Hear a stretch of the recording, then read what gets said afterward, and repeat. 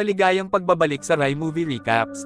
Narito na naman po tayo para sa isa na namang magandang pelikula na pinamagatang The Contractor na napalabas noong 2022. Ito ay patungkol sa isang lalaki na pinatalsik sa Special Forces dahil wala daw itong silbing ngunit di kalaunan ay napagpasyahan niyang maghiganti sa kanilang lahat. Kaya't ano pa ang ating hinihintay? Sit back, enjoy and relax, love you. Nagsisimula ang kwento sa isang lalaking tinatawag na si James Harper, isang miyembro ng espesyal na puwersa ng militar ng hukbong sandatahan.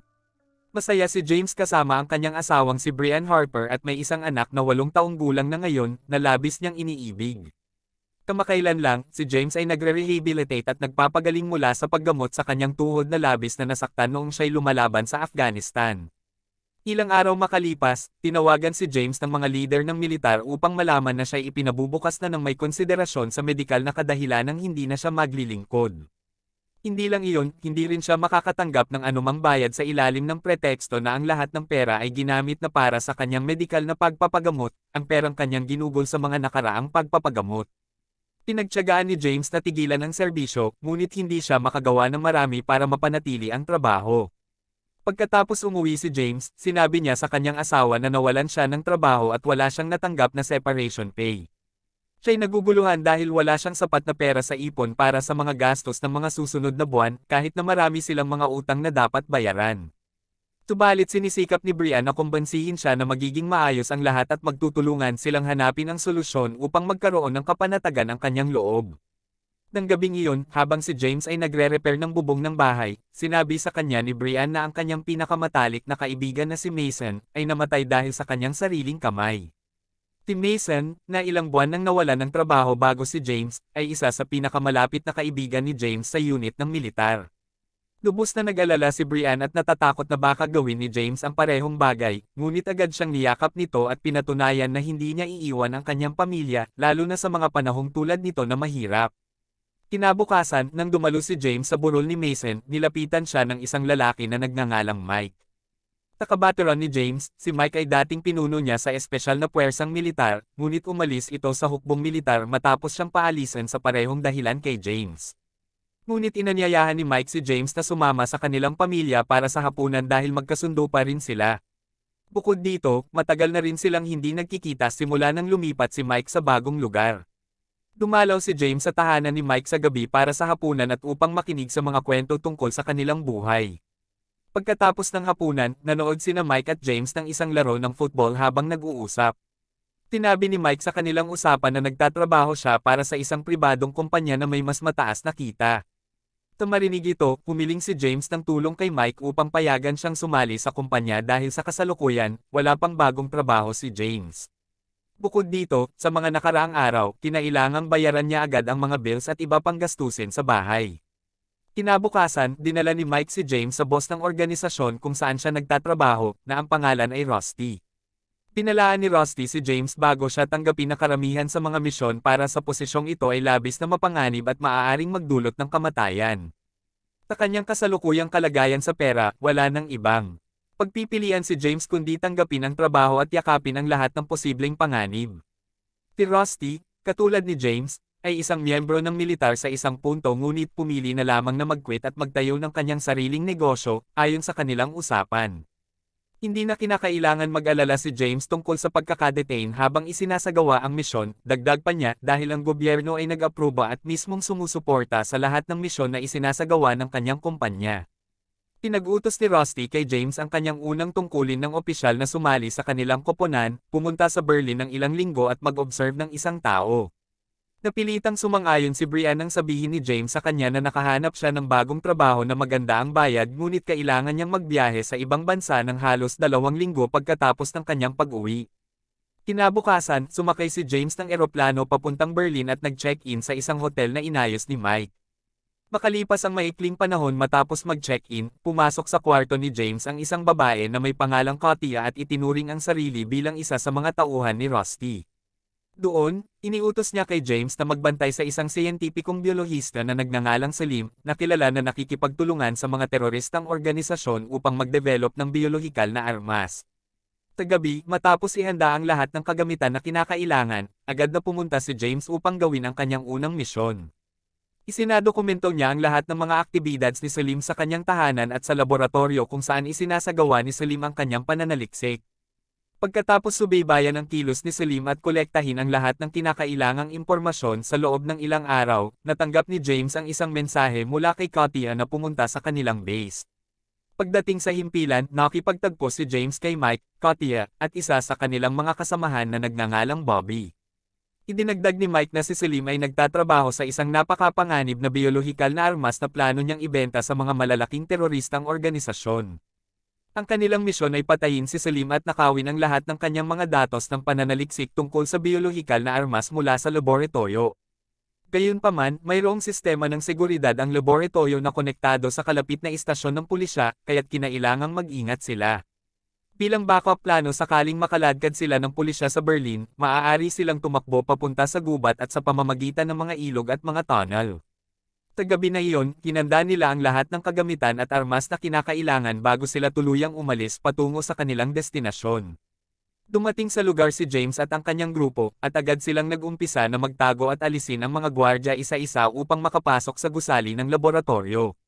Sa huli, natagpuan nila si Salim matapos ang paghahanap sa mga kwarto, at agad silang nagbanta upang hingin ang lahat ng kanyang mga datos sa kanilang pagsasaliksik. Si Mike ay nag-utos kay Bobby na ilipat lahat ng datos sa kanilang computer habang si James naman ay inatas ang patayin si Salim. Nang marinig ito, patuloy na pinakiusapan ni Salim si James na huwag siyang patayin dahil isa lamang siyang siyentipiko na sumusubok na iligtas ang buhay ng milyon-milyong tao sa pamamagitan ng kanyang pananaliksik. Humiling din siya kay James na tulungan siyang mapanatili ang isang kopya ng kanyang datos sa isang vault sa bangko na maaari lamang buksan ng kanyang asawa. Gayunpaman, hindi naniwala si James sa mga salita ni Salim, at agad itong pinatay gamit ang isang lethal na kemikal na injection. Tinunog ni James ang laboratorio at ginawang tilat si Salim ay nasawi sa isang aksidente. Matapos tiyakin na patay na ito. Ngunit habang sila ay papalabas na ng laboratorio, dalawang sasakyan ng pulisya ang pumalibot sa kanila, kaya't hindi maiiwasang maganap ang isang putukan sa pagitan ng pulisya at ng tropa ni Mike. Tinasadyang namatay sina Katia at Bobby sa bar-ilan, at si Mike ay tinamaan ng bala sa binti. Kapag alam na lalo pang lumalala ang sitwasyon, agad na isinakay ni James si Mike at dinala sa gubat upang magtago sa tunnel sa ilalim ng ilog. Nagpahinga sandali sina Mike at James sa isang ligtas na lugar matapos ang ilang minuto ng pagsisid para mabigyan ng lunas ni James ang tama sa binti ni Mike. Kinailangan pa nga niyang gawin agad ang isang blood transfusion dahil malaki na ang dugo na nawala ni Mike at nasa kritikal na kalagayan na siya.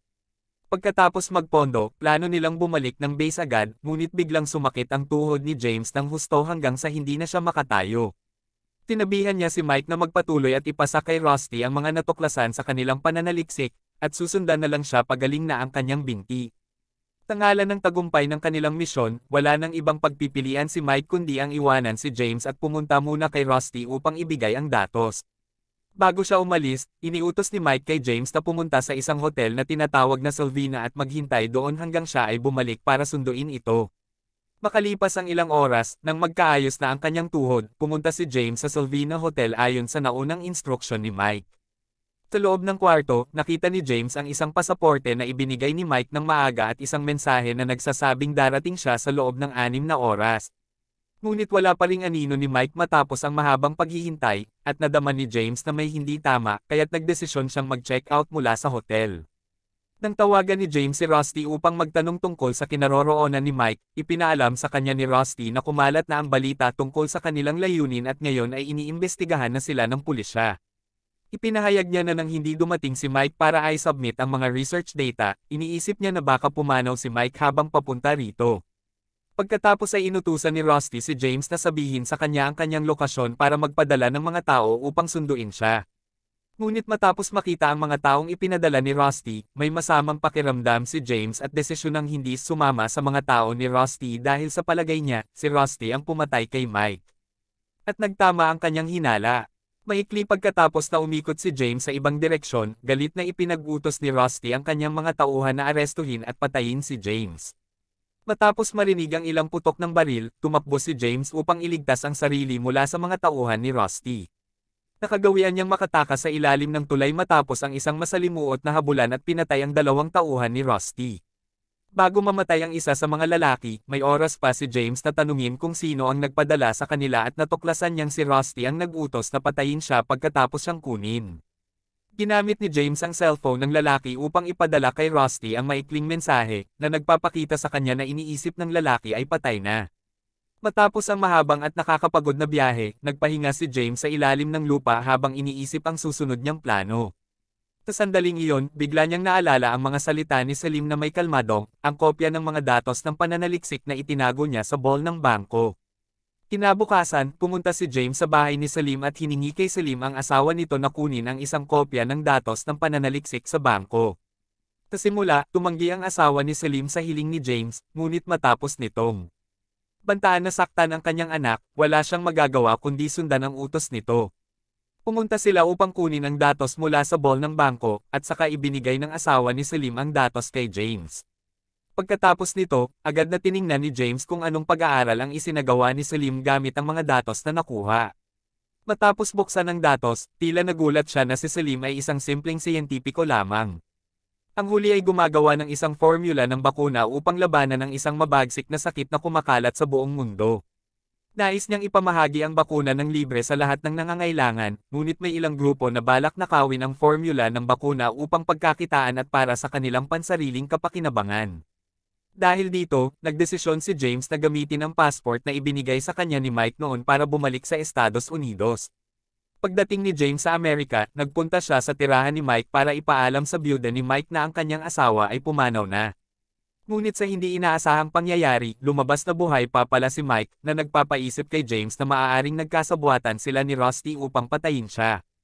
Sa sumunod na umaga, pinaikot ni James si Mike nang hindi nito alam upang alamin ang tunay na layunin nito.